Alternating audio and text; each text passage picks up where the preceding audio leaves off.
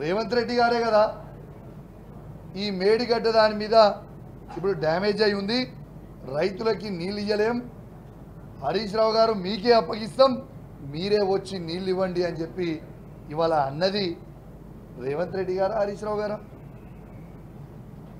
నువ్వే అంటావు, మళ్ళీ నువ్వే ఒక స్టేట్మెంట్ ఇస్తావు.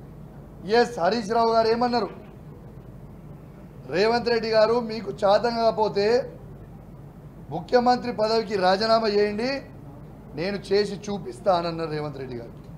మీరు విసిరిన సవాల్ని హరీష్ రావు గారు యాక్సెప్ట్ చేసింది, దాన్ని వక్రీకరించి ఔరంగజేబ్ అని ఏదో అని మాట్లాడుతూ ఉన్నారు. అసలు మీకు ఇవాళ నేను సంచలనమైన న్యూస్ చెప్తా. అసలు కాంగ్రెస్ పార్టీలో ఏకనాథ్ షిండే అయ్యేదే ఈ రేవంత్ రెడ్డి గారు. ఎందుకంటే ఇవాళ ఓట్ నోట్ కేసు అనేది ట్రయల్కి వచ్చేసింది, అన్ని విధాలుగా ఎవిడెన్స్ ప్రూవ్ అయిపోయింది. 3-4 నెలల లోపలనే, లేకుంటే పార్లమెంట్ ఎలక్షన్లు అయిపోయినాక 6 నెలల లోపలనే రేవంత్ రెడ్డి గారు జైలుకి పోక తప్పదు.